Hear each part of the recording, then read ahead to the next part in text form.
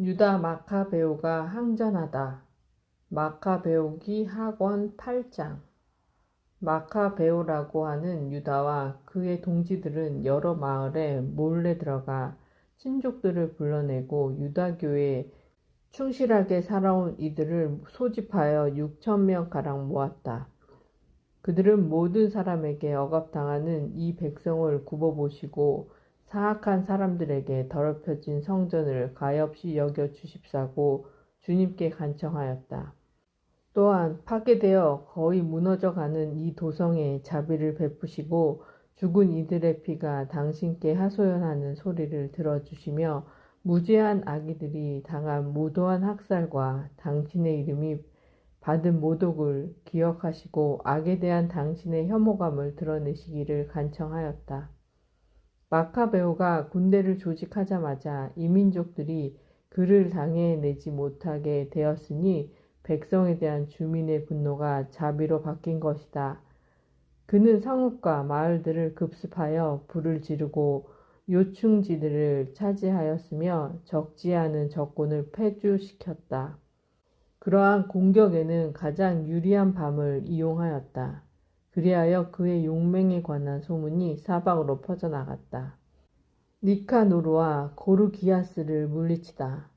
마카베오가 조금씩 기반을 확보하고 더욱 자주 성공을 거두며 세력을 넓혀가는 것을 보고 필리포스는 코일레 시리아와 페니키아의 총독인 프톨레마이오스에게 편지를 써서 임금의 일을 도우러 와달라고 하였다. 프톨레마이오스는 유다인들을 몰살시키려고 그 즉시 파트로클로스의 아들이며 임금의 첫째가는 벗들 가운데 하나인 니카노르를 뽑아 모든 민족들에게서 소집된 병사 2만여 명의 지휘관으로 세워 파견하였다. 프톨레마이오스는 또 그에게 장수로서 군대 경험이 많은 고르기아스를 붙여주었다. 니카노르는 유다인 포로들을 팔아서 임금이 로마인들에게 바쳐야 할 조공 2,000달란트를 장만하려고 작정하였다. 그래서 그는 곧바로 해안 성읍들에 사람을 파견하여 유다인 노예들을 사라고 하면서 노예 90명을 한 달란트에 넘겨주겠다고 약속하였다. 그러나 그는 전능하신 분께서 자기에게 내리시려는 징벌을 예상하지 못하고 있었다. 니카노르가 쳐들어온다는 보고가 유다에게 들어오자 유다는 병사들에게 적군의 침입을 알려주었다. 비겁한 자들과 하느님의 정의를 믿지 않는 자들은 도망쳐 다른 곳으로 가버렸다. 그러나 다른 이들은 자기들에게 남아있는 것들을 모두 팔았다. 그러면서 사악한 니카노르가 싸우기도 전에 노예로 팔아넘긴 이들을 구해달라고 주님께 간청하였다. 그들은 자기들을 보아서가 아니더라도 당신께서 자기 조상들과 맺으신 계약들을 보아서 그리고 자기들이 당신의 거룩하고 영광스러운 이름으로 불린다는 사실을 생각하시어 그렇게 해 주십사고 간청하였다. 마카베오는 수가 6,000명 되는 군사들을 모아놓고 적들을 무서워하지 말라고 또 불의하게 그들을 공격해오는 이 민족들의 대군을 두려워하지 말고 용감히 싸우라고 격려하였다. 또 이 민족들이 무모하게 성소를 유리한 행위, 수치를 당한 이 도성의 아픔, 그리고 선조 때부터 내려오는 생활 양식의 파괴를 눈앞에 생생히 떠올리면서 그렇게 하라고 하였다. 그는 또 이렇게 말하였다. 저들은 무기와 무용을 믿지만 우리는 전능하신 하느님을 믿는다. 그분께서는 우리에게 쳐들어오는 자들은 물론 온 세상까지도 눈짓 한 번으로 쳐 부수실 수 있는 분이시다. 이어서 그는 선조들이 도움을 받은 이야기들을 들려주었다. 곧 산헤립 시대에 적군 18만 5천 명이 패망할 때의 이야기다.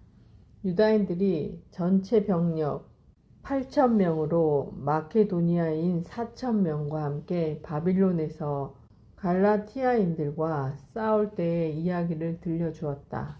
마케도니아인들이 공경에 빠지자 유다 군대 8천 명이 하늘에서 내려오는 도움을 받아 갈리티아 군대 12만 명을 전멸시키고 많은 전리품을 거두었던 것이다. 유다는 이러한 말로 그들에게 용기를 북돋아 법과 조국을 위하여 죽을 각오를 하게 하였다. 그러고 나서 군대를 네 부대로 나누었다. 또 자기 형제 시몬과 요셉과 요나탄을 각 부대의 지휘관으로 임명하고 저마다 1,500명씩 거느리게 하였다. 이어서 엘아자르에게 큰 소리로 성서를 봉독하게 한 다음 하나님의 도우심이라는 표어를 정하고 그 자신이 제일 부대의 지휘관이 되어 니카노르와 교전하였다. 전능하신 분께서 그들의 동맹군이 되어 주셨으므로 그들은 적군 9,000명 이상을 쳐 죽이고 니카노르 군대의 대부분에서 부상을 입혀 불구자가 된 그 자들이 모두 달아나게 만들었다. 유다의 군대는 자기들을 사려고 왔던 자들의 돈도 차지하였다. 그들은 적군을 꽤 멀리까지 추격하다가 시간이 늦어져 그만두었다. 안식일 전날이었으므로 적군을 계속 쫓아갈 수 없었던 것이다. 그들은 적군의 무기를 거두고 노획품을 차지한 다음 자기들에게 자비를 베풀기 시작하시어 그날의 구원을 내리신 주님께 열렬한 찬미와 감사를 드리면서 안식일을 지켰다. 안식일이 지난 뒤에 그들은 고문을 당한 이들과 과부들과 고아들에게 노획품의 일부를 나누어 주고 나머지는 자기들과 자기 자녀들의 몫으로 나누어 가졌다. 이렇게 하고 나서 그들은 다 함께 자비하신 주님께 탄원하며 주님께서 당신의 종들과 완전히 화해하여 주시기를 간청하였다. 티모테오스와 바키데스를 쳐 이기다. 유다인들은 티모테오스와 바키데스의 군대와 전투를 벌여 2만 명 이상을 죽이고 매우 높은 곳에 자리 잡은 요새들을 점령하였다. 그리고 많은 노획물을 똑같이 갈라 반은 자기들이 가지고 나머지는 고문을 당한 이들과 고아들과 과부들 뿐만 아니라 노인들에게도 나누어 주었다. 그들은 적군의 무기를 거두어 적당한 곳에 모두 조심스럽게 쌓아두고 나머지 전리품은 예루살렘으로 가져갔다. 그들은 또 티모테오스 군대의 수장을 죽였는데 그는 극악무도한 사람으로서 유다인들을 많이 괴롭혔다. 그리고 고향 땅에서 승전 축제를 지낼 때 거룩한 대문들을 불태운 카리스 테네스 일당을 화형에 처하였다. 칼리스 테네스는 오두막으로 달아났다가 그 불경죄에 대한 응분의 대가를 치른 것이다. 니카노르가 굴복하다. 유다인들을 사려고 1,000명이나 되는 상인까지 데려온 악독한 니카노르는 그가 가장 미천하다고 여겼지만 주님의 도움을 받은 이들에게 굴욕을 당하였다. 그는 호화로운 옷을 벗고 달아나는 노예처럼 혼자서 내륙 지방을 가로질러 안티오키아에 다다랐다. 그가 기껏 이루어낸 일이라고는 자기 군대를 파멸시킨 것밖에 없었다. 그리하여 예루살렘에서 포로들을 잡아 로마인들에게 바칠 조공을 마련하겠다고 약속하였던 그가 유다인들의 수호자를 모시고 그분께서 명령하신 법을 따르기 때문에 결코 침해할 수 없는 민족이라고 선언하게 되었다. 안티오코스 에피파네스가 비참한 최후를 맞다. 마카베오기 하권 9장. 그 무렵 안티오코스는 불명예스럽게 페르시안 지방에서 철수하게 되었다. 그는 페르세폴리스라는 곳으로 들어가 신전을 약탈하고 그 성읍을 장악하려고 하였다. 그러나 사람들이 일어나 무기를 들고 대항하자 안티오코스는 주민들에게 쫓겨 수치스러운 퇴각을 할 수밖에 없었다. 그가 엑바타나에 있을 때 니카노르와 디모테오스의 군대에 일어난 일이 보고되었다.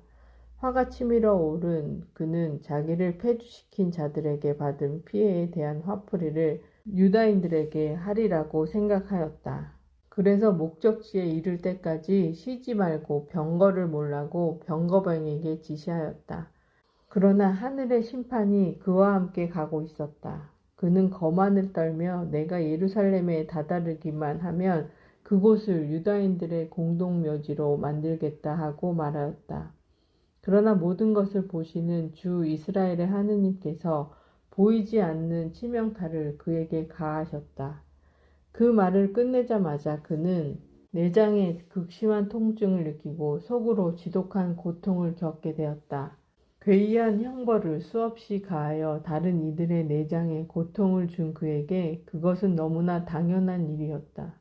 그러나 그는 오만함을 조금도 버리지 않고 오히려 더욱 거만해져서 유다인들에게 불같이 화를 내며 더 빨리 가라고 지시하였다. 그러다가 내달리는 병거에서 떨어지고 말았다. 너무 세게 떨어져 몸의 뼈마디가 모두 어긋났다. 조금 전까지 초인적 교만으로 바다 물결에 명령할 수 있다고 여기고 산들의 높이를 잴 수 있다고 생각하던 그가 이제는 땅바닥에 떨어져 들것에 실려가게 되었다. 그리하여 하느님의 능력이 모든 이에게 밝히 드러나게 되었다. 이 사악한 자의 눈에서는 구더기들이 기어나오고 극심한 고통 속에서도 살아있기는 하지만 살은 썩어 문드러져 갔다. 그 썩은 냄새가 온 군대를 참을 수 없게 만들었다. 얼마 전까지만 해도 하늘의 별까지 딸 수 있다고 여기던 그였지만 이제는 냄새 때문에 아무도 그를 옮길 수조차 없게 된 것이다. 마침내 기가 꺾인 그는 거만함을 거의 다 버리고 하나님의 채찍질로 점점 심해지는 고통 속에서 깨달음을 얻기 시작하였다. 자기도 제 몸에서 나는 냄새를 더 이상 견딜 수 없게 되자 이렇게 말하였다. 하느님께 복종하는 것이 옳은 일이다. 죽을 수밖에 없는 존재가 자기를 하나님과 동격으로 여겨서는 안 된다. 그리고 더러운 자는 자기에게 자비를 베푸실 리 없는 주님께 맹세하며 자기가 빨리 가서 무너뜨려 공동묘지로 만들어 버리겠다고 한 거룩한 도성의 자유를 선포하고 묻어줄 가치조차 없다고 여겨 아이들과 함께 들짐승과 새들의 먹이로 던져버리겠다고 하던 유다인들을 모두 아테네인들과 똑같이 대우하고 전에 자기가 노략질하였던 거룩한 성전은 가장 좋은 예물로 꾸미고 모든 거룩한 기물을 몇 갑절로 되돌려주며 희생 제물을 마련한 비용을 자기 수입에서 지불하고 그뿐 아니라 자신도 유다인이 되어 사람이 사는 곳이면 어디나 가서 하느님의 권능을 선포하겠다고 하였다. 그러나 하느님의 의로운 심판이 그에게 내려 고통이 조금도 그치지 않자 그는 희망을 포기하고 유다인들에게 아래와 같은 탄원 형식의 편지를 썼다. 그 내용은 이러하다. 임금이며 장수인 안티오코스가 훌륭한 유다 시민들에게 따뜻한 인사를 보내며 건강과 번영을 빕니다.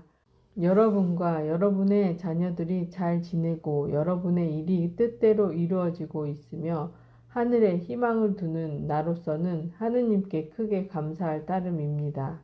나는 지금 병상에 누워 여러분이 나에게 보여준 호의를 애정어린 마음으로 회상하고 있습니다.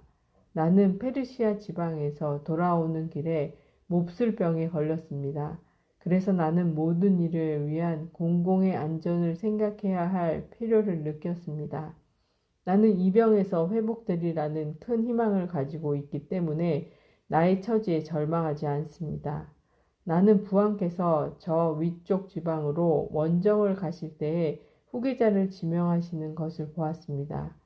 그것은 예기치 못한 사태가 일어나거나 불길한 소식이 전해졌을 때 나리의 백성들이 누구에게 국사가 맡겨졌는지를 알고서 동요하지 않게 하려는 것이었습니다.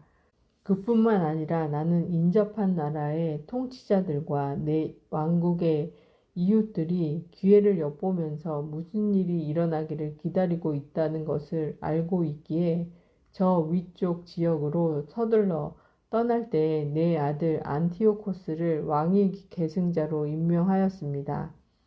나는 그를 여러분 대다수에게 자주 맡기고 부탁한 바 있습니다. 그리고 여기에 쓴 내용을 내 아들에게도 써 보냈습니다. 이제 나는 여러분에게 부탁하고 간청합니다. 여러분이 공적으로나 사적으로 받은 혜택을 기억하시고 여러분 모두 지금의 호의를 나와 내 아들에게 계속해서 보여주십시오. 내가 내 정책을 이어받고 여러분을 친절하고 관대하게 대하여 줄 것으로 나는 확신합니다. 이렇게 하여 살인자이며 신성 모독자인 그는 다른 이들에게 가한 것과 같은 극도의 고통을 겪으며 이국의 산속에서 매우 비참한 죽음으로 삶을 마쳤다. 그 죽음은 그의 친구 필리포스가 거두어 갔다. 그런데 필리포스는 그의 아들 안티오코스를 두려워하여 이집트로 프톨레마이오스 필로메토르에게 갔다. 예루살렘과 성전을 정화하다. 마카베오기 학원 10장. 마카베오와 그의 군사들은 주님의 인도를 받아 성전과 도성을 탈환하고 이민족들이 광장에 만들어 놓은 제단들과 성역들을 헐어버렸다. 그리고 나서 성전을 정화하고 다른 제단을 쌓은 다음 부싯돌로 불을 피워 그 불로 이틀 만에 희생 제물을 바쳤으며 향을 피우고 등불을 켜고 제사빵을 차려 놓았다. 그렇게 하고 나서 그들은 땅에 엎드려 주님께 다시는 그러한 환난을 겪지 않게 해 주십사고 간청하였다. 그들이 혹시 죄를 짓는 일이 있더라도 하느님께 마땅한 벌을 받을 망정 그분을 모독하는 야만스러운 이교도들에게서는 넘어가지 않도록 해 주십사고 간청하였다. 그리고 이민족들이 성전을 더럽힌 바로 그날에 성전을 정화하였다. 때는 같은 달, 곧 키슬레오 달 25셋 날이었다. 그들은 여드렛 동안 그 축제를 초막절과 같은 방식으로 기쁘게 지냈다. 그러면서 얼마 전까지만 하여도 자기들이 이 초막 축제 동안 산과 동굴에서 들짐승처럼 살던 일을 기억하였다.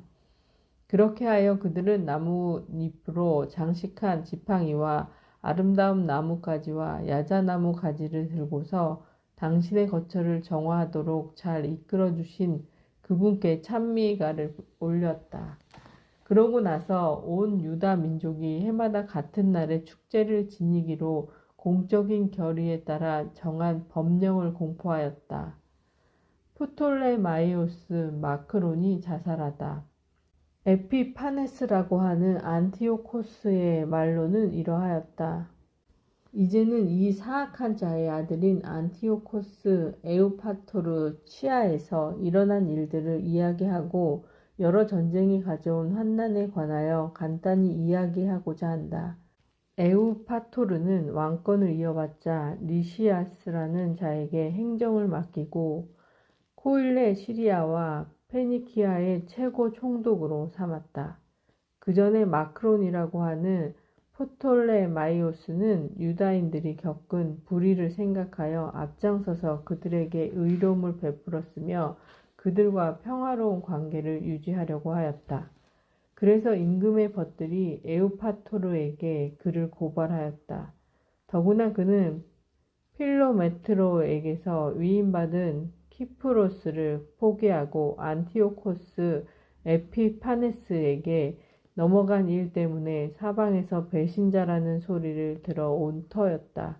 그렇게 되자 그는 자기의 영예로운 직무를 명예롭게 수행할 수 없었으므로 독약을 먹고 스스로 목숨을 끊었다. 유다인들이 이둠의 아인들을 물리치다. 고르기아스는 이 지방의 총독이 되어 용병 부대를 두고 기회 있을 때마다 유다인들을 공격하였다. 그와 동시에 요새들을 장악하고 있던 이두메아인들도 유다인들을 괴롭히곤 하였다. 그들은 예루살렘에서 도망쳐 나온 자들을 받아들이면서 줄곧 유다인들을 공격하려고 하였다. 마카베오와 그의 군사들은 기도를 드리며 주님께 자기들의 동맹군이 되어 주십사고 간청한 다음 이두메아 요새들을 향하여 돌진하였다. 맹렬히 공격한 끝에 그곳들을 모두 장악하고 성벽 위에서 싸우는 자들을 물리쳤으며 마주치는 자마다 살해하였다. 그리하여 2만여 명의 적군을 죽였다. 그때 적어도 9천 명이나 되는 적군이 포위 공격에 대비하여 만반의 준비를 갖춘 2개의 튼튼한 탑으로 달아났다. 마카베오는 시몬과 요셉에다 자케오와 그의 군사들까지 충분히 남겨두어 그 2탑을 포위하게 하고 자기는 더 긴박한 곳으로 떠났다. 그러나 시몬의 군사들은 돈을 좋아한 나머지 탑에 있는 어떤 자들에게 매수를 당하여 7만 드라크마를 받고 몇 사람을 빠져나가게 하였다.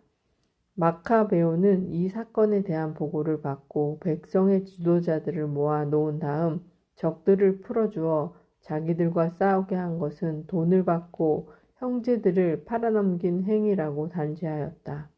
그러고 나서 반역을 저지른 그 자들을 죽이고 곧바로 그 2탑을 점령하였다. 작전마다 성공을 거둔 그는 그 2요새에게 2만여 명을 섬멸하였다. 티모테오스를 물리치다. 전에 유다인들에게 패배한 적이 있는 티모테오스는 막강한 용병 부대를 모으고 적지 않은 아시아의 기병대를 모집한 다음 유다를 공격하여 점령하려고 왔다.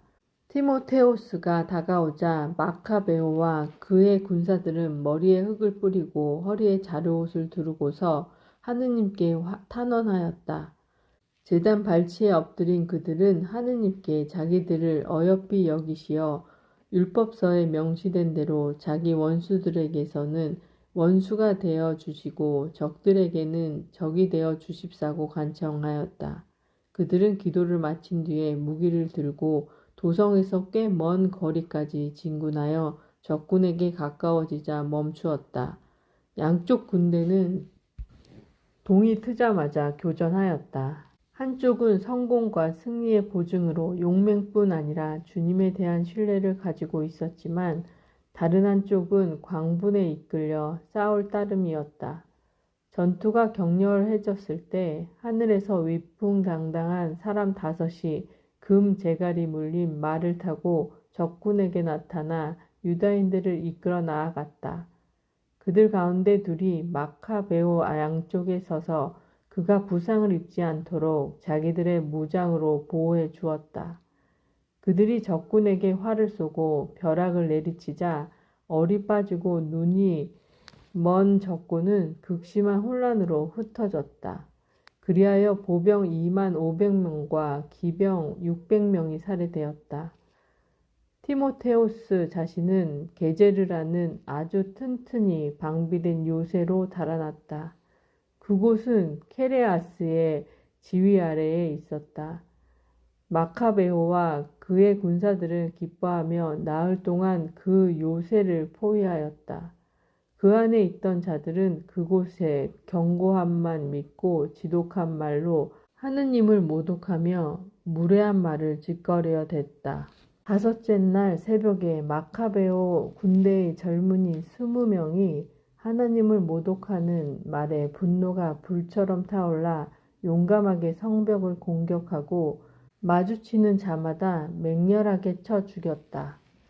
다른 이들도 마찬가지로 뒤쪽으로 돌아 성 안에 있는 자들에게 올라가서 탑들에 불을 지른 다음 따로 불을 피워 하느님을 모독한 자들을 산채로 태워 죽였다. 또 다른 이들은 성문들을 부수고 나머지 부대를 들어오게 하여 그 성읍을 함락시켰다. 그들은 웅덩이 속에 숨어있는 티모테우스와 그의 동기 케레아스 그리고 아폴로 파네스도 죽였다. 이 일을 마친 그들은 이스라엘에게 큰 은혜를 베풀어 승리를 주신 주님께 감사의 찬미가를 부르며 그분을 찬양하였다. 리시아스를 물리치다. 마카베오기 하권 11장. 그 뒤 얼마 되지 않아 바로 임금의 후견인이며 친척으로서 행정을 맡은 리시아스가 이 사건 때문에 몹시 속이 상하여 보병 약 8만 명과 온 기병대를 소집하여 유다인들에게 진군해 왔다. 그는 이 도성을 그리스인들의 거주지로 만들어 이 교도들의 신전처럼 성전에도 세금을 부과하고 해마다 대사제직을 돈을 받고 팔 작정이었다. 그는 하나님의 권능을 조금도 아랑곳하지 않고 보병 수만 명과 기병 수천 명과 코끼리 80마리로 기세가 등등해 있었다. 이렇게 그는 유다에 진입하여 예루살렘에서 5스코이노스쯤 떨어진 곳에 튼튼하게 방비되어 있는 배추르로 다가가 그곳을 압박해 들어갔다. 마카베오와 그의 군사들은 리시아스가 그 요새를 포위하였다는 보고를 받고 주님께서 훌륭한 천사를 보내시어 이스라엘을 구원해 주십사고 온 백성과 더불어 탄식과 눈물로 애원하였다. 그러고 나서 마카베오는 자기가 먼저 무장을 한 다음 어떠한 위험이라도 무릅쓰고 자기가 함께 형제들을 도우러 가자고 다른 이들에게 권유하였다. 그러자 그들은 다 함께 열렬한 마음으로 돌진해 갔다. 그들이 아직 예루살렘 근처에 있을 때 말을 탄 기사가 흰옷을 입고 황금 무기를 휘두르며 그들 앞에 나타났다. 그러자 모든 이가 다 함께 자비하신 주님을 찬양하였다. 그리고 사기가 충전하여 사람뿐만 아니라 가장 사나운 짐승과 새로 만든 성벽까지도 쳐부술 준비를 갖추었다. 이렇게 주님께서 자비를 베푸셨으므로 그들은 하늘에서 내려온 이 동맹군과 함께 전투 대열을 갖추고 나아갔다. 그리고 사자처럼 적들에게 뛰어들어 보병 11,000명과 기병 1,600명을 쓰러뜨렸다. 그래서 남은 자들은 모두 달아날 수밖에 없었다. 그들은 거의 다 상처를 입고 알몸으로 빠져나가 목숨을 건졌다. 리사아스 자신도 수치스럽게 달아나 목숨을 건졌다. 리사아스의 화친 제안을 받아들이다. 리시아스는 어리석은 사람이 아니었다. 그는 자기가 당한 패배를 곰곰이 생각한 끝에 히브리인들은 능력을 지닌 하느님을 동맹군으로 모시기 때문에 싸워 이길 수 없는 민족임을 깨닫게 되었다. 그래서 그들에게 사절을 보내어 모든 일을 정당하게 처리하자고 설득하면서 자기가 임금을 설득하여 반드시 그들과 벗이 되도록 만들겠다고 하였다. 마카베오가 유다인들에 관하여 리시아스에게 문서로 요구한 것을 임금이 모두 승인하였기 때문이다. 리시아스가 유다인들에게 보낸 편지. 유다인들에게 써보낸 리시아스의 편지 내용은 이러하였다. 리시아스가 유다 백성에게 인사합니다. 여러분이 파견한 요한과 압살롬은 여러분이 서명한 문서를 내놓으면서 그 안에 제시된 여러 가지 사항을 요구하였습니다. 그래서 나는 임금님께 올려야 할 사항을 모두 알려드렸고 임금님께서는 가능한 것을 무엇이나 다 승인하셨습니다. 여러분이 정부에 계속 호의를 보이면 나도 앞으로 여러분의 복지를 위하여 노력하겠습니다. 세부 사항에 관해서는 이 사람들과 또 내가 파견하는 이들이 여러분에게 가서 상의하도록 지시하였습니다. 안녕히 계십시오. 148년 디오스 코린티오스 달 20 나흘날 안티오코스 임금이 리스아스에게 보낸 편지. 임금의 편지는 이러한 내용이었다. 안티오코스 임금이 리시아스 형제에게 인사합니다. 우리의 부왕께서 신들의 반열에 드신 이때 우리 왕국의 신민들은 아무런 동요 없이 저마다 생업에 전념하기를 바랍니다. 우리는 유다인들이 부왕의 정책과 달리 그리스식 관습에 동의하지 않고 자기들의 생활 양식을 선호하여 자기들의 관습을 승인해 달라고 요청한다는 보고를 들었습니다. 우리는 이 민족도 동요하지 않기를 바랍니다. 그래서 우리는 성전을 그들에게 돌려주고 그들이 선조들의 관습에 따라 살도록 허락하기로 결정하였습니다. 그러니 귀하는 사람을 보내어 그들과 화친을 맺는 것이 좋겠습니다. 그리하여 그들이 우리의 사책을 보고 저마다 즐겁고 기쁘게 생업에 종사하기를 바랍니다. 임금이 유다인들에게 보낸 편지. 우리 민족에게 보낸 임금의 편지는 이러하였다. 안티오코스 임금이 유다인들의 원로단과 그 밖의 다른 유다인들에게 인사합니다. 여러분이 안녕하다면 그것은 우리가 바라는 바입니다. 우리도 건강합니다. 메넬라오스는 여러분이 고향에 돌아가 자기 생업에 종사하기를 바란다고 우리에게 알려주었습니다. 크산티코스 달 30일까지 돌아가는 이들에게는 화친과 안전을 보장합니다. 유다인들은 전과 같이 고유한 음식 규정과 율법을 지켜도 됩니다. 또한 모르고 저지른 잘못 때문에 그들 가운데 누구도 어떠한 형태로든 고초를 겪지 않을 것입니다. 나는 여러분을 격려하려고 메넬라오스를 보냈습니다. 안녕히 계십시오. 148년 크사티코스 달 엿닷새 날 로마인들이 유다인들에게 보낸 편지. 로마인들도 이러한 편지를 유다인들에게 보냈다. 로마의 사절 퀸투스 멤미우스와 티투스 마니우스가 유다 백성에게 인사합니다.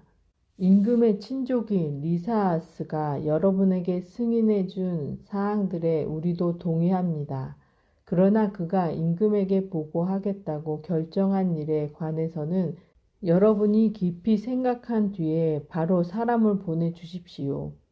우리가 안티오키아로 가는 중이니 거기에서 여러분에게 유리한 제안을 내놓겠습니다. 그러니 지체 없이 사람들을 보내어 여러분의 뜻이 어떠한지 알려주십시오. 여러분의 건강을 빕니다.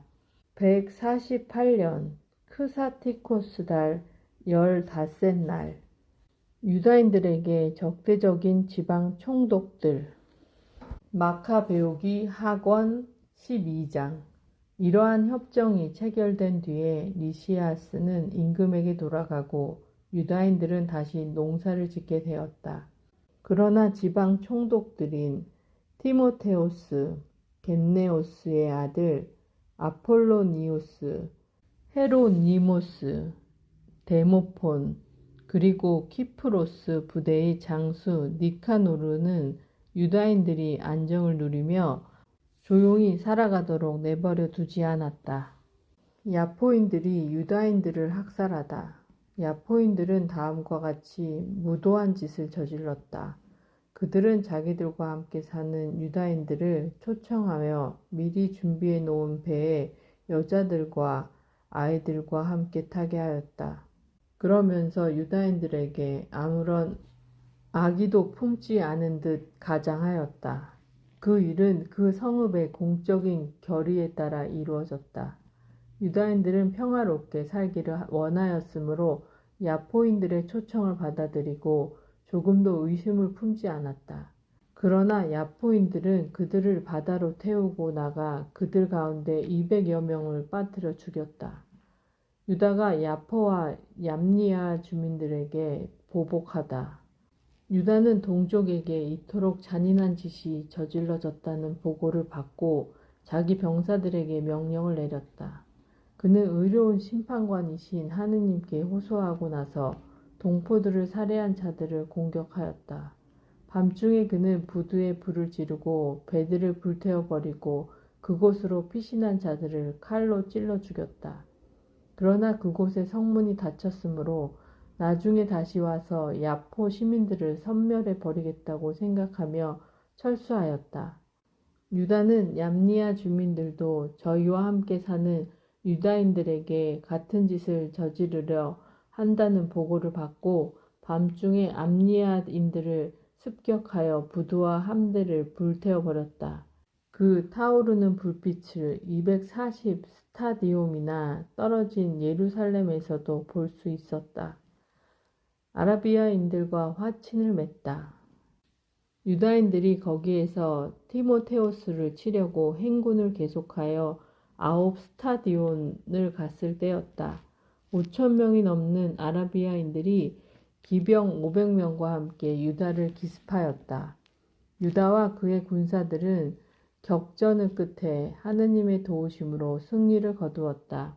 패배를 당한 그 유목민들은 가축을 내어주고 그 밖에 여러 방법으로 유다인들을 돕겠다고 약속하며 유다에게 화친을 청하였다. 유다는 그들이 여러모로 도움이 되리라고 생각하여 그들과 화평을 이루는데 동의하였다.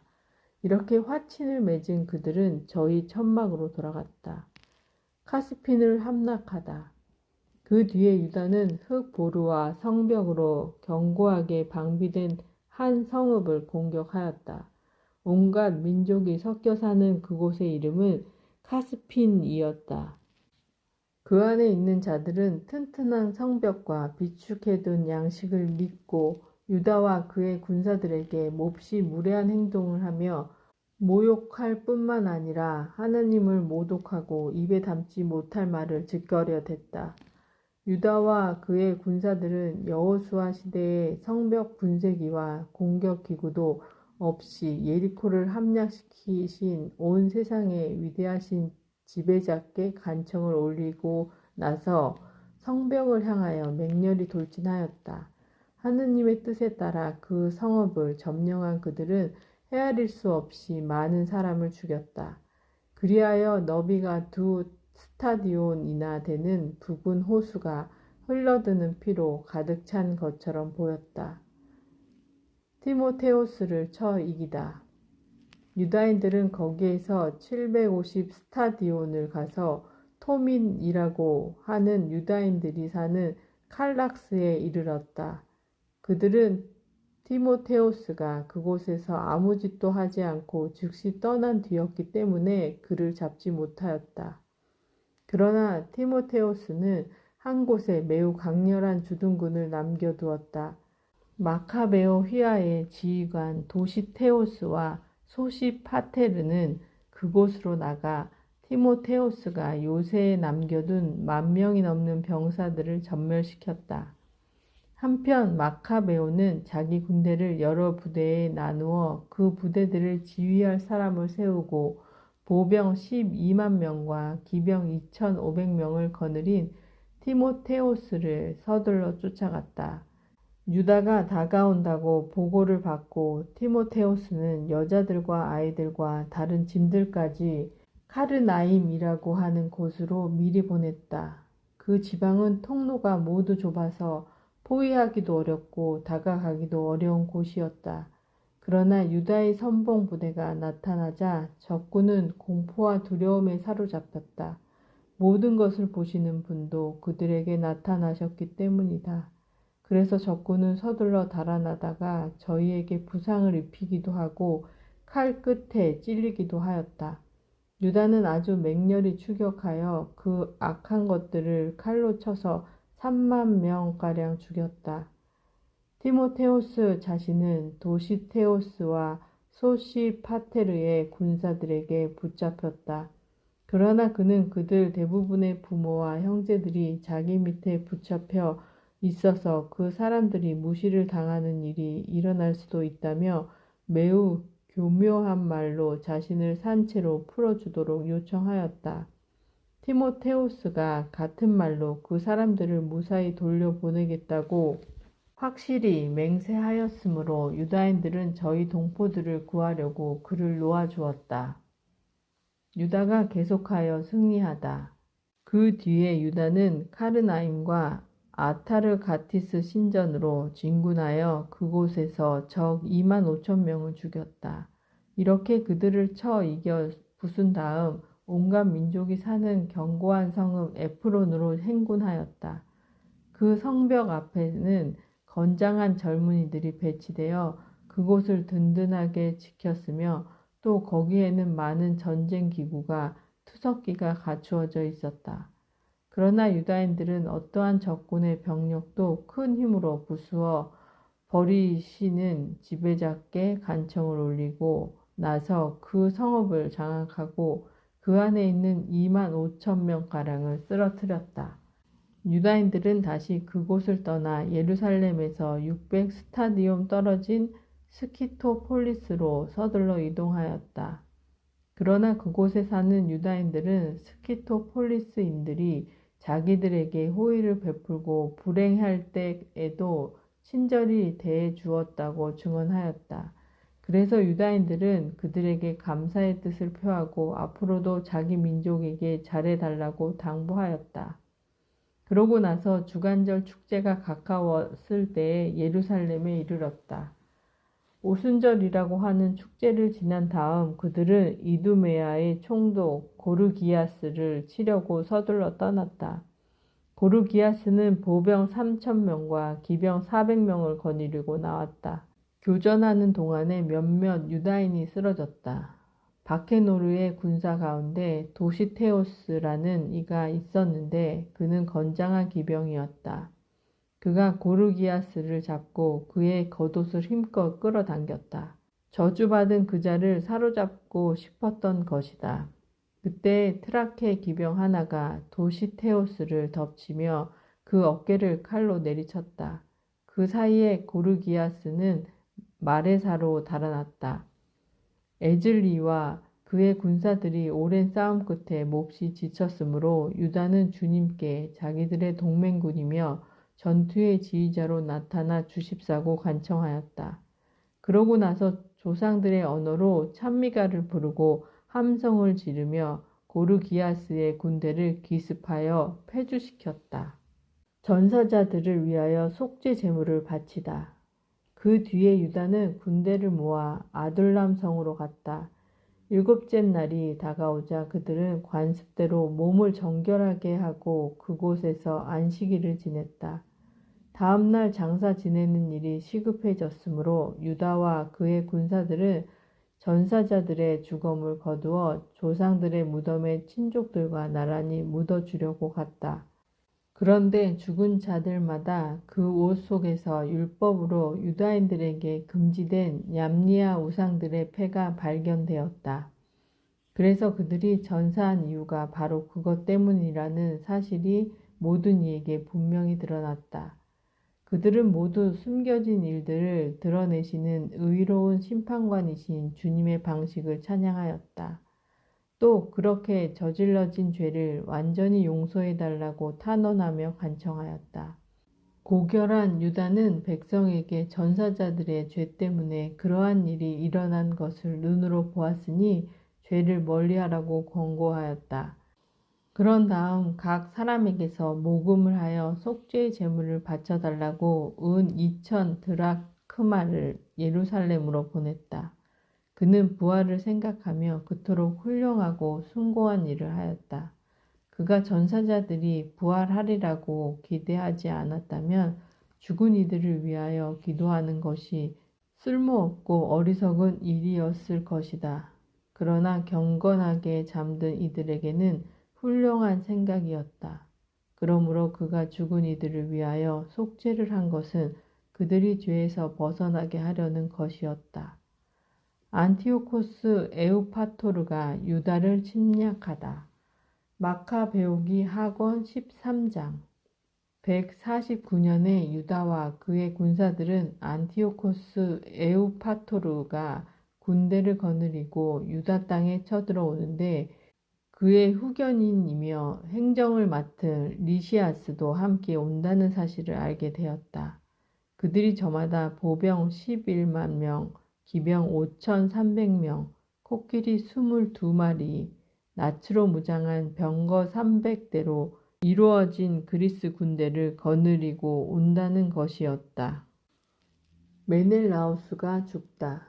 그때의 메넬라우스는 그리스 군대와 어울려 매우 교활한 말로 안티오코스를 부추겼다. 그것은 조국을 구하려는 것이 아니라 대사제직에 재임명되려는 속셈에서 한 일이었다. 그러나 임금들의 임금이신 분께서는 안티오코스가 이 악한에게 분노를 터뜨리게 하셨다. 그리하여 메넬라우스가 모든 환난의 원인이었다는 리시아스의 말을 들은 안티오코스는 그자를 베로이아로 끌고 가서 그쪽 지방의 관습에 따라 처형하라고 명령하였다. 거기에는 높이가 50 페키스 되는 탑이 있었는데 그 탑은 재로 가득 차 있었다. 그 위에 둘러쳐진 난간은 어떠한 방향에서든 제 속으로 가파르게 기울어져 있었다. 성물을 훔치는 죄나 그 밖의 가증스러운 범죄 행위를 저지르는 자들은 모두 그 속으로 밀어 떨어뜨려 죽였다. 변절자 메넬라오스도 땅에 묻히지 못하고 그러한 운명 속에 죽게 되었는데 그것은 매우 당연한 일이었다. 그는 거룩한 불과 죄가 있는 제단에 대하여 많은 죄를 지었으므로 죄 속에서 죽음을 맞이한 것이다. 유다가 안티오코스 에우파토르의 군대를 쳐부수다. 임금은 자기 아버지 때보다 더 악랄하게 유다인들을 다루겠다는 야만스러운 생각을 해오고 있었다. 이 보고를 받은 유다는 그 어느 때보다도 바로 지금 주님께서 도와주셔야 한다는 밤낮으로 주님께 탄원하라고 백성에게 명령하였다. 그들이 율법과 조국과 거룩한 성전을 곧 빼앗기게 되었던 것이다.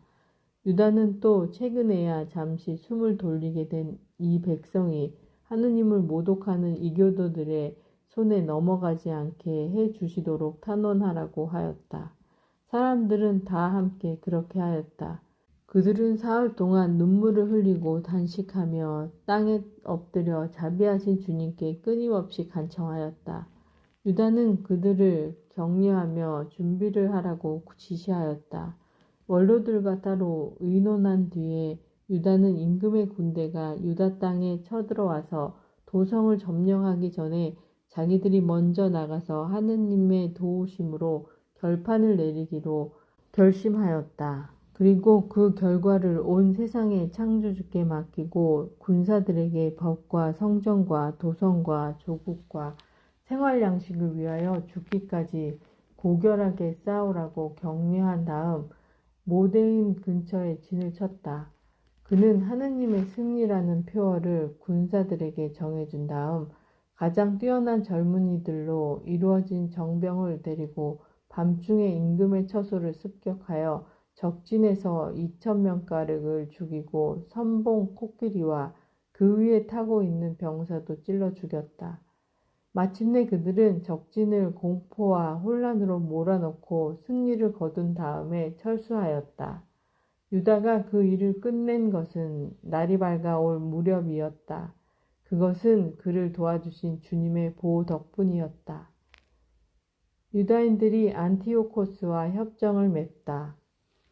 임금은 유다인들이 대담하다는 것을 체험하였으므로 전략을 써서 그들의 거점들을 점령하려고 시도하였다.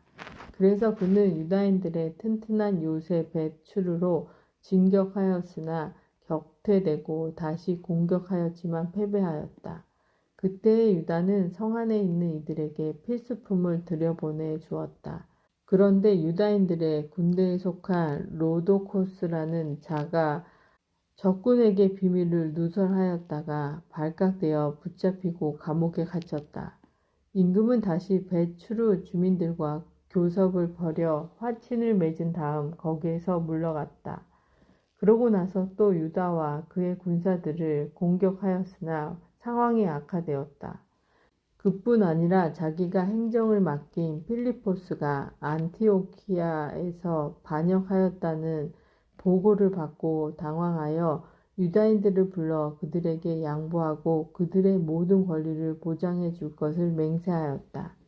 그들이 동의하자 그는 희생 제물을 바쳐 성전에 경의를 표하고 그곳에 선심을 베풀었다. 또 마카베오를 받아들이고 헤게모니데스를 프톨레마이스로 갔다. 그러나 프톨레마이스 주민들은 그 조약에 화가 나 있었다. 사실 그들은 너무나 분개하여 그 협정을 폐기시키려고 하였다. 그래서 리시아스가 연단에 올라 최선을 다하여 설명한 끝에 그들을 설득하고 진정시켰다. 그는 이렇게 하여 그들의 호감을 사고 나서 안티오키아로 갔다. 임금의 출정과 철수는 이렇게 이루어졌다. 알키모스가 데메트리오스를 꿰어 대사제직을 얻다. 마카베오기 하권 14장. 세 해 뒤에 유다와 그의 군사들에게 보고가 들어왔다. 셀레우코스의 아들 데메트리오스가 강력한 군대와 함대를 이끌고 트리폴리스 항구로 들어와 안티오코스와 그의 후견인 리시아스를 살해하고 그 나라를 차지하였다는 것이다. 그때에 말키모스라는 자가 있었는데 전에 대사제로 있으면서 항쟁이 일어났을 적에 스스로 자신을 부정하게 만든 자다. 그는 어떠한 일을 하여도 구제되거나 다시 거룩한 제단에 접근할 수 없음을 깨닫고 151년경에 데메트리오스 임금에게 가서 금강과 야자나무 가지 또 거기에다 관례적으로 성전에 봉헌하는 올리브 나무 가지를 바쳤다. 그리고 그날은 아무 말도 하지 않았다.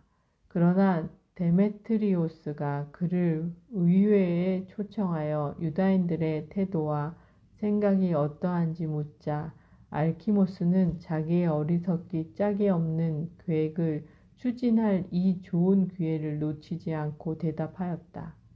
유다인들 가운데에서 마카베오가 이끄는 하시드인이라는 자들이 전쟁을 일삼고 폭동을 일으켜 왕국이 안정을 누리지 못하게 하고 있습니다. 그래서 저도 선조들의 영에 다시 말하자면 대사제직을 빼앗기고 지금 이곳에 온 것입니다. 그 이유는 첫째로 임금님의 이익을 진심으로 생각하기 때문이고 둘째로 제 동포들에 관해서도 염려하기 때문이다. 저희의 온 민족은 앞에서 말씀드린 자들의 어리석음으로 적지 않은 불행을 겪고 있습니다. 예수님께서 이러한 사정을 자세히 아셨으니 모든 이에게 보여주신 그 인자한 관용으로 저희 지방과 공경에 빠진 저희 백성을 생각해 주십시오. 유다가 살아있는 한 이 나라는 평화를 누릴 수 없습니다. 알키모스가 이러한 말을 마치자마자 유다에게 적의를 품고 있던 임금이 나머지 벗들도 데메트리오스의 화를 부추겼다. 데메트리오스는 곧바로 코끼리 부대의 장수 니카노르의 유다 지방 총독으로 임명하여 파견하면서 유다를 살해하고 그의 부하들을 해산시킨 다음 알키모스를 그 대성전의 대사제로 세우라는 명령을 내렸다. 유다를 피하여 달아나던 유다의 이교도들은 유다인들의 불행과 재난이 곧 자기들의 번영이라고 생각하며 떼를 지어 니카노르와 합세하였다. 유다가 니카노르와 조약을 맺다. 유다인들은 니카노르가 울 뿐더러 이교도들까지 그와 합세하였다는 소식을 듣고는 머리에 흙을 뿌리고 당신의 백성을 영원히 세워주시고 친히 나타내시어 당신의 몫인 이 백성을 언제나 도와주시는 하느님께 간구하였다. 그러고 나서 지도자가 명령을 내리자 그들은 바로 그곳을 떠나 데사우라는 마을에서 적군과 마주쳤다. 유다의 형 시몬은 니카노르와 맞서 싸우게 되었는데 적군이 갑자기 들이닥치는 바람에 천천히 물러설 수밖에 없었다. 그러나 니카노르는 유다와 그의 병사들이 용감하고 조국을 위하여 맹렬히 싸웠다는 말을 듣고 혈전으로 결판 내기를 꺼렸다. 그래서 그는 포시도니오스와 테오도토스와 마타티아스를 발견하고 유다인들과 화친을 맺게 하였다. 지도자가 이 일을 충분히 검토하여 병사들에게 알려주자 모두 찬성하는 것으로 보였다. 그리하여 그들은 조약에 동의하였다. 양쪽 지도자들은 단독으로 만날 날을 정하였다. 양쪽에서 수레가 한 대씩 나와 자리를 마련하였다. 유다는 적군이 갑자기 배신할 것에 대비하여 적절한 장소에 무장한 병사들을 준비시켜 두었다. 그러나 회담은 순조롭게 이루어졌다. 니카노르는 예루살렘에서 지내면서 부당한 일을 하지 않았으며 제 주변에 떼지어 모여들었던 무리도 해산시켰다. 그리고 유다를 언제나 자기 앞에 있게 하였다. 이 사람에게 마음이 끌렸던 것이다.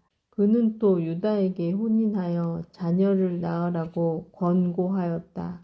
그래서 유다는 혼이 나여 자리를 잡고 평범한 삶을 살아갔다. 알키모스의 모략으로 유다와 니카노르가 갈라지다. 니카노르와 유다가 서로에게 호의를 가지고 있다는 사실을 안 알키모스는 그들이 맺은 조약서를 들고 데메트리오스 임금에게 가서 니카노르가 나라의 반역자인 유다를 후계자로 삼았으니 국책에 반대되는 일을 꾸민 것이라고 말하였다. 임금은 화가 났다. 이 간악한 자의 중상모략에 넘어가 흥분한 그는 니카노르에게 편지를 보내어 그 조약이 마음에 들지 않는다고 하면서 마카베오를 결박하여 안티오키아로 즉시 보내라고 명령하였다. 이 명령이 니카노르에게 전해지자 그는 아무 잘못도 저지르지 않은 사람과 맺은 협약을 무효로 하게 된 데에 당황하고 슬퍼하였다. 그러나 임금을 거역할 수도 없었기 때문에 그는 어떤 계략을 써서 그 명령을 이행할 기회를 엿보았다. 그런데 마카베오는 니카노르가 자기를 전보다 냉정하게 대하고 일상의 만남에서도 전보다 거칠게 행동하는 것을 보고서 그렇게 냉정한 태도에는 별로 좋지 않은 까닭이 있으리라고 생각하였다. 그래서 그는 적지 않은 수의 군사들을 모아서 니카노르를 피하여 숨어버렸다. 마카베오가 자기를 감쪽같이 속였다는 사실을 깨달은 니카노르는 거룩한 대성전에 가서 일상의 제물을 바치고 있는 사제들에게 유다를 넘기라고 명령하였다. 그러나 사제들은 맹세를 하며 니카노르가 찾고 있는 사람이 어디에 있는지 모른다고 하였다. 그러자 니카노르는 성전을 향하여 오른손을 쳐들고 이렇게 맹세하였다. 너희가 유다를 결박하여 넘기지 않으면 나는 이 하느님의 성역을 땅바닥까지 무너뜨리고 제단을 허문 다음 여기에 디오니소스를 위하여 찬란한 신전을 짓겠다.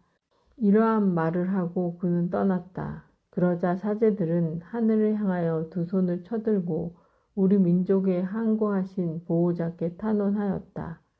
주님, 당신께서는 아무것도 필요 없는 분이신데도 당신께서 머무르실 성전이 저희 가운데에 있는 것을 좋아하셨습니다. 그러니 이제 거룩하신 분, 모든 거룩함의 근원이신 주님, 정화된 지 얼마 되지 않은 이 집이 영원히 더럽혀지지 않도록 지켜주십시오. 라지스가 유다교를 위하여 스스로 목숨을 끊다. 예루살렘의 원로들 가운데 라지스라는 사람이 있었는데 니카노르에게 고발되었다. 그는 동족을 사랑하는 사람으로서 평판이 아주 좋고 인정이 많아 유다인들의 아버지라고 불렸다. 전에 항쟁이 일어났을 때 그는 유다교를 고수한다는 고발을 당하였다. 그는 신병과 생명의 위협을 무릅쓰고 유다교의 모든 열성을 바쳤던 것이다. 니카노르는 유다인들에 대한 적개심을 분명히 보여주려고 500명이 넘는 군사를 보내어 그를 체포하게 하였다. 그를 체포하면 유다인들이 타격을 받으리라고 생각하였던 것이다. 탑을 막 점령하려고 할 즈음 병사들은 안뜰문을 밀치면서 불을 가져다가 그 집 문들을 태워버리라고 소리쳤다. 이렇게 사방으로 포위당하자 라지스는 자기 칼 위로 엎어졌다. 악한들의 손에 넘어가 자기의 고귀한 혈통에 합당하지 않은 치욕을 당하느니 차라리 고귀하게 죽으려는 것이었다. 그러나 라지스는 전투의 열기 때문에 급소를 맞추지 못하였다. 그때 여러 문에서 군사들이 밀려들자 그는 용감히 벽으로 뛰어 올라가 군사들 위로 대담하게 몸을 던졌다. 그들이 재빨리 물러서는 바람에 공간이 생겨 라지스는 그 빈자리 한복판에 떨어졌다. 그런데도 죽지 않고 분노로 불타서 몸을 일으켰다. 피가 솟아나고 상처가 심한데도 군사들을 해치고 달려가 가파른 바위 위에 올라섰다. 그리고 피가 다 쏟아지자 자기 창자를 뽑아내어 양손에 움켜쥐고 군사들에게 내던지며 생명과 목숨의 주인이신 분께 그것을 돌려주십사고 탄원하였다. 그는 이렇게 죽어갔다. 니카노르가 하나님을 모독하다. 마카베오기 하권 15장. 니카노르는 유다와 그의 군사들이 사마리아 지방에 있다는 보고를 받고 가장 안전하게 그들을 안식일에 공격하리라고 결심하였다. 그때 어쩔 수 없이 그를 따라다니던 유다인들이 말하였다. 그렇게 잔인하고 야만스러운 학살은 절대로 하지 마십시오. 만물을 지켜보시는 분께서 다른 날보다 명예롭고 거룩하게 하신 그날을 존중하십시오. 그러자 그 악독한 자는 안식일을 하신 그날을 존중하십시오. 그러자 그 악독한 자는 안식일을 지내라고 지시한 지배자가 과연 하늘에 있느냐고 물었다. 그들은 일곱째 날을 지키라고 명령하신 분은 살아계신 주님, 하늘에 계신 지배자 바로 그분이십니다. 하고 선언하였다. 그러자 니카노르가 말하였다.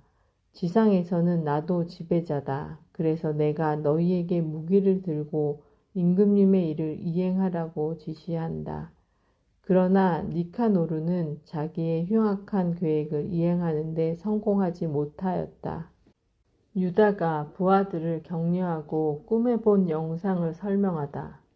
극도의 교만으로 거들먹거리는 니카노르는 유다와 그의 군사들에 대한 공공 승전비를 세우겠다고 결정하였다. 그러나 마카베오는 주님께 도움을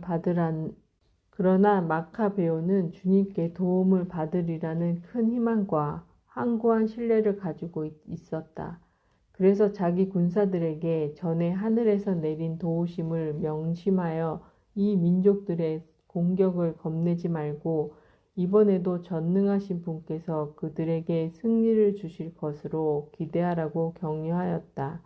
그는 율법서와 예언서의 말씀으로 그들의 용기를 북돋우고 또 지금까지 이겨온 전투들을 상기시켜 그들의 사기를 드높였다.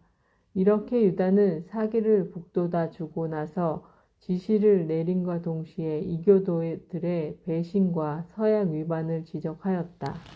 이렇게 그는 군사 하나하나를 방패와 창보다는 훌륭한 격려의 말로 무장시켰다. 그리고 아주 믿을 만한 꿈을 이야기해 주어 그들을 모두 기쁘게 하였다. 그가 본 영상은 이러하였다. 대사제였던 오니아스가 나타나 두 손을 쳐들고 유다인들의 온 공동체를 위하여 기도하고 있었다. 그는 고귀하고 선량한 사람으로서 행동이 점잖고 태도가 온유하며 언변이 뛰어날 뿐만 아니라 어릴 때부터 모든 덕을 열심히 실천해온 사람이었다. 이어서 위험에 찬 백발 노인이 같은 방식으로 나타났는데 놀랍고 아주 장엄한 포미가 그를 감싸고 있었다. 그때 오니아스가 이렇게 말하였다. 동족을 사랑하시는 이분은 하느님의 예언자 예레미야로서 백성과 거룩한 도성을 위하여 열심히 기도해 주시는 분이시다. 예레미야는 오른손을 내밀어 유다에게 금칼을 주었다. 그리고 나서 이렇게 말하였다. 하느님의 선물인 이 거룩한 칼을 받아라. 그리고 이 칼로 적들을 물리쳐라. 유다인들이 니카노르를 쳐 이기다. 유다의 말은 매우 고귀하고 강렬하여 젊은이들의 용기를 불어 일으키고 마음을 용감하게 만들어 주었다. 그 말에 힘이 솟는 그들은 전열을 갖추어 싸우는 대신에 용감히 돌진하여 아주 용맹한 백병전으로 결판을 내리라고 작정하였다. 도성과 거룩한 기물들과 성전이 위험에 빠지기 때문에 그들에게는 여자들과 아이들 그리고 형제들과 친척들이 그리 중요하지 않았다. 오히려 성별된 성전에 대한 걱정이 가장 크고 또 우등하는 것이었다. 도성에 남아있던 이들도 들판에서 벌어질 전투를 염려하며 매우 불안해하였다. 사람들은 모두 다가오는 결전을 기다리고 있었다. 적군이 이미 가까이 다가와 병사들은 전열을 갖추고 코끼리들은 유리한 지점에 또 기병들은 양쪽으로 배치되었다. 눈앞에 대군과 갖가지 무장과 사나운 코끼리들을 본 마카베오는 하늘을 향하여 두 손을 쳐들고 기적을 일으키시는 주님께 탄원하였다. 승리는 그분의 결정에 따라 합당한 이들에게 주어지는 것이지 무기로 얻는 것이 아님을 그는 알고 있었던 것이다. 그는 이렇게 탄원하였다. 주님, 당신께서는 유다 임금 히즈키야 때에 당신의 천사를 보내시어 사네립의 군대에서 18만 5천 명가량을 죽이셨습니다. 하늘의 지배자님, 이제 다시 선한 천사를 보내시어 저희 앞에 서서 공포와 전율을 일으키게 해 주십시오. 당신을 모독하며 당신의 거룩한 백성에게 다가오는 자들을 당신의 위대하신 팔로 무찔러 주십시오. 이러한 말로 그는 기도를 마쳤다. 니카노르와 그의 군사들은 나팔을 불고 전투가를 부르며 진격해왔다. 그러나 유다와 그의 군사들은 하나님께 탄원하고 기도하면서 적군에게 맞서 싸웠다. 손으로는 싸우고 마음으로는 하느님께 기도하며 그들은 3만 5천 명이 넘는 적군을 쓰러뜨렸다. 그리고 하나님께서 이렇게 당신 모습을 드러내 주신 것을 크게 기뻐하였다. 전투가 끝난 다음 기쁜 마음으로 돌아오던 유다인들은 니카노루가 갑옷을 다 입은 채 쓰러져 있는 것을 보았다. 그래서 그들은 환성을 지르고 기뻐 뛰며 조상들의 언어로 지배자이신 주님을 찬양하였다. 몸과 마음을 다하여 결의 수호에 앞장서고 젊은 시절부터 동족에게 애정을 지녀온 유다는 니카노르의 머리와 한쪽 팔을 어깨까지 잘라 예루살렘으로 가져가라고 명령하였다. 이곳에 도착한 그는 동족을 불러 모으고 사제들을 제단 앞에 세운 다음 사람들을 보내어 성체에 있는 자들을 불러오게 하였다. 그리고 그들에게 그 부정한 니카노르의 머리와 하나님을 모독하던 그 손을 보여주었다. 그 자는 전능하신 분의 거룩한 집을 거슬러 그 손을 뻗치며 거만을 떨었던 것이다. 유다는 그 사악한 니카노르의 혀를 잘라낸 다음 그것을 조각내어 새들에게 주고 그가 저지른 어리석음을 대가를 성전 맞은쪽에 매달아 놓으라고 일렀다. 사람들은 모두 하늘을 우러러 당신을 드러내신 주님을 이렇게 찬양하였다. 당신의 거처가 더럽혀지지 않도록 지켜주신 분께서는 찬양받으소서. 유다는 니카노르의 머리를 성체에 매달아 모든 사람에게 주님의 도우심을 드러내는 확실하고 분명한 표징이 되게 하였다. 그들은 모두 이날을 결코 그냥 지나치지 말고 기념일로 지내자고 공적인 결의에 따라 정하였다. 그날은 12번째 달, 아람말로는 아다르달 14날이며 모르도카이의 날 하루 전날이었다. 맺은 말, 니카노르에 관한 이야기는 이렇게 끝났다. 그리고 그때부터 히브리인들이 이 도성을 장악하게 되었다. 나도 여기에서 이야기를 마치려고 한다. 이 글이 좋고 훌륭하게 되었으면 내가 바라던 것이고 보잘것없이 변변치 않게 되었더라도 나로서는 최선을 다한 것이다. 포도주만 마시는 것이 해롭듯이 물만 마시는 것도 해롭다. 그러나 물을 섞은 포도주는 달콤한 기분을 자아낸다. 이와 마찬가지로 잘 짜여진 이야기는 그 글을 읽는 이들의 귀를 즐겁게 한다. 여기가 끝이다. 이것은 하나님의 말씀이십니다. 아멘.